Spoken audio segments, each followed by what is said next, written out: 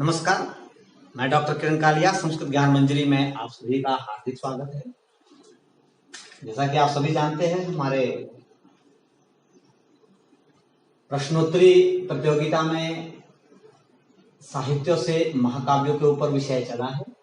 तो आज हम करेंगे नैषधीय चरितम, जो श्रीहर्ष द्वारा रचित एक बहुत ही उत्कृष्ट श्रेणी का महाकाव्य है। इसके ऊपर हम चर्चा करेंगे और इसमें से जो परीक्षा उपयोगी प्रश्न है उसके बारे में बात करेंगे।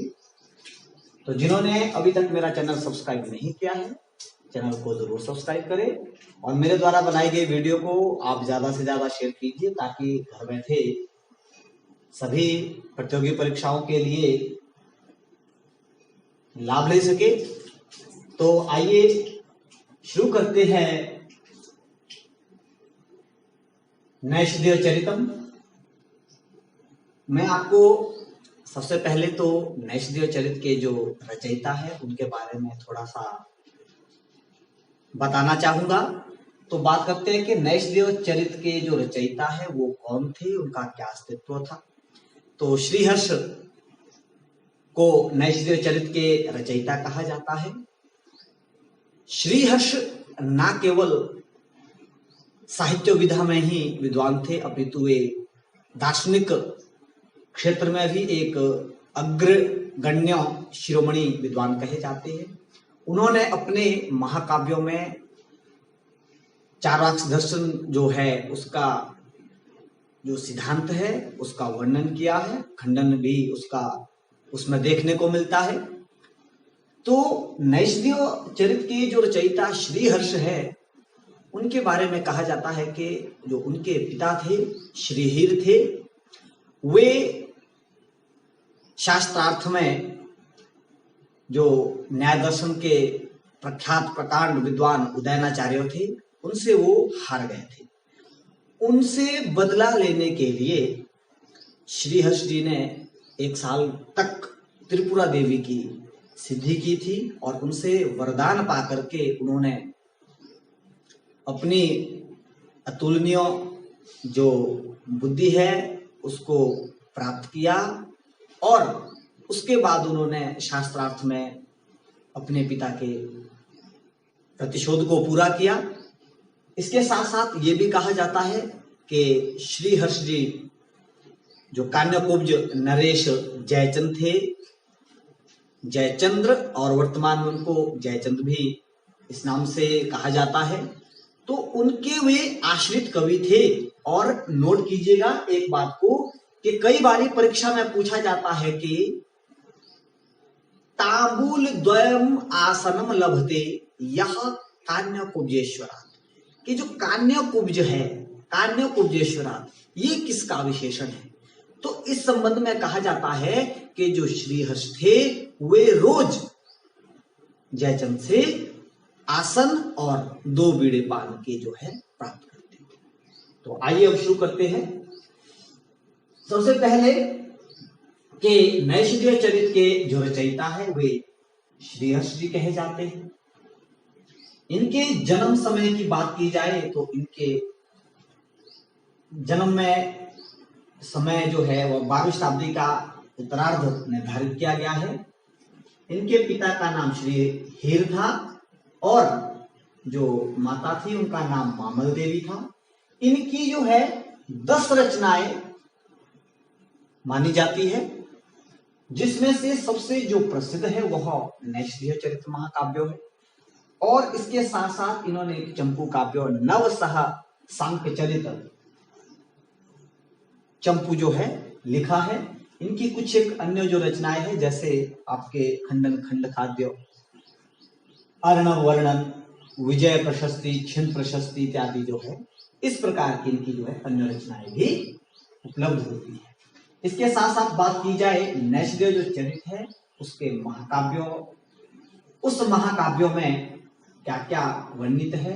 तो सबसे पहले नैषधीय जो चरित महाकाव्य है उसमें 2830 श्लोकों का संग्रह किया गया है। इसमें कुल जो है 22 सर्ग वर्णित किए गए हैं। बात की जाए काव्य विधा की तो नैषधीय चरित जो महाकाव्य है इसको भी बृहत्त्रयी में गिना जाता है। और इसमें 19 छंदों का उल्लेख किया गया है। नैषधीय चरित का जो उपजीव्य है वह महाभारत के वन पर्व का नलोपाख्यान माना जाता है। फिर जो इंद्र, अग्नि, यम और वरुण देवता थे, उन्होंने नल को दूत बना करके दमयंती के पास भेजा था। नोट कीजिएगा इस बात को। इसके साथ आगे हम बात करेंगे कि जो नैषधीय चरित महाकाव्य है उसके नायक की बात करते हैं। तो उसके जो नायक है वह राजा नल थे। और राजा नल, इसमें से भी ये प्रश्न पूछा जाता है कि राजा जो नल है वे किस देश के राजा थे। तो राजा नल निषद देश के राजा थे। नोट कीजिएगा, नैषधीय चरित के नायक राजा नल है जो कि निषद देश के राजा है। और ये किसके आश्रित कवि थे? आश्रित कवि, मैंने आपको बताया था आश्रित कवि थे ये आपके जयचंद्र, जिनको जयचंद भी कहा जाता है।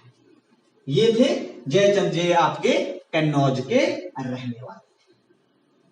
फिर बात करते हैं नायिका की। तो इसमें नायिका जो है दमयंती है और दमयंती विदर्भ की रहने वाली थी।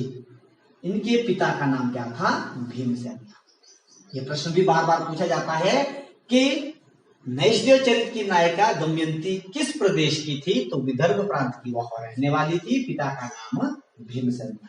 और एक बहुत ही याद रखने योग्य बात, स्मरण करने योग्य बात, कि जो नैषधीय चरित महाकाव्य है उसकी स्तुति में किसी भी देवता इत्यादि का वर्णन नहीं किया गया है, अपितु नैषधीय चरित महाकाव्यों में मंगलाचरण में स्वतः राजा नल की ही स्तुति की गई है। ये नोट करें। फिर बात करते हैं आपके चारवाक सिद्धांत के वर्णन की। तो जो नैषधीय चरित है उसमें चारवाक सिद्धांत का वर्णन किया गया है। ये वर्णन 17वें सर्ग में देखने को मिलता है और इस सर्ग में 222 श्लोक है और ये सर्ग सबसे बड़ा कहा जाता है। सबसे छोटा जो सर्ग है वो आपके 13वां सर्ग है। नोट कीजिएगा, सबसे छोटा 13वां सर्ग, सबसे बड़ा 17वां सर्ग है। तो ये श्रीहर्ष के नैषधीय चरित के ऊपर जो विषय वस्तु है उसकी जानकारी थी। साथ में उनके परिवार का भी इसमें परिचय दिया गया। और एक बात मैं आपसे इसके साथ ये कहना चाहूंगा कि जो श्रीहर्ष थे, श्रीहर्ष की ख्याति पद लालित्यों में ज्यादातर देखने को मिलती। मतलब श्रीहर्ष ने अपनी रचना में पद लालित्यों को बिखेरा है। ये बात नोट रखिए। कहा भी जाता है कि तावत भा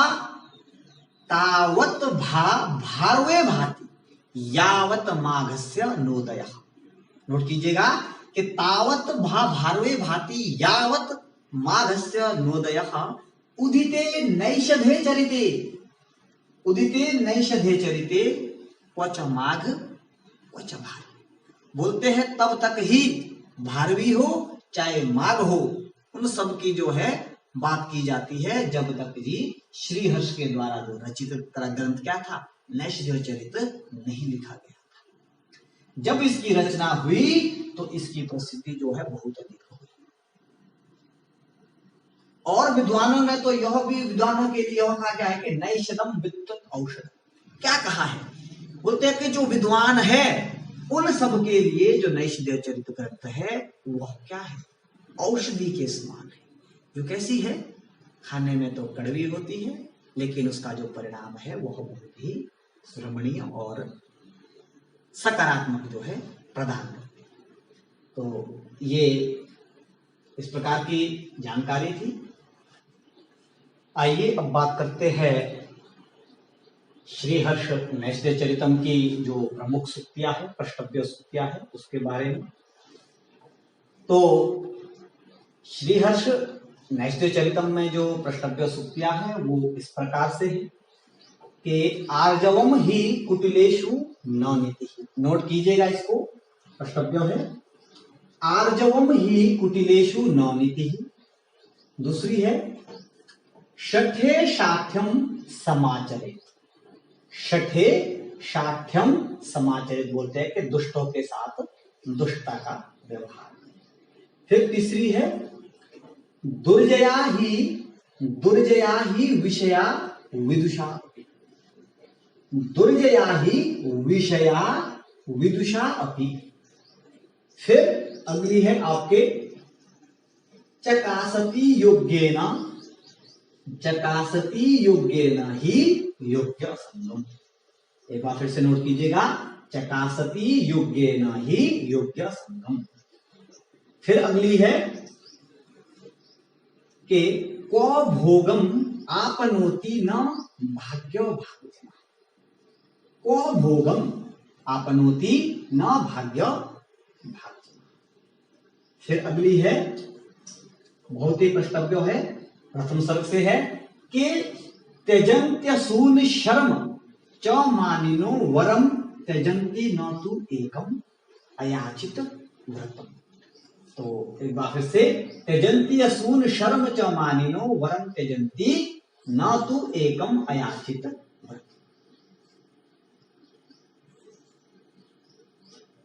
स्मरः स्म रत्याम अनिरुद्धमेव यत सृजत्ययम् सर्ग निसर्ग ईदृशा।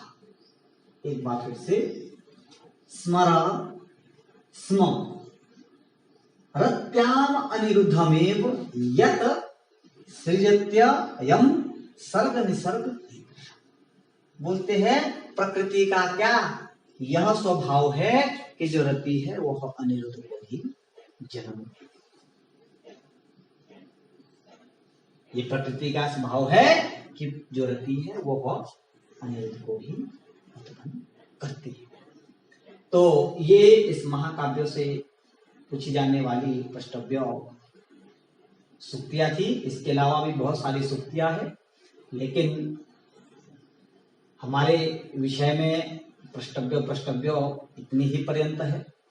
और मैं आपको इसके साथ एक प्रमुख सूक्ति है उसको भी बताना चाहूंगा कि आप नोट कर लीजिएगा कि फलेन मूलेन वारिभिरुहाम, फलेन मूलेन वारिभिरुहाम मुने एव इत्थम मम यस्य व्रतम।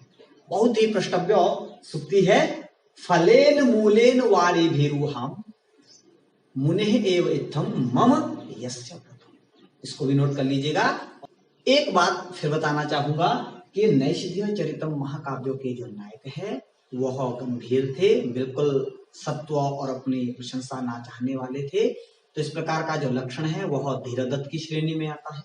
इसलिए नैषधीय चरित के जो नायक है वह धीरदत्त कहलाते हैं।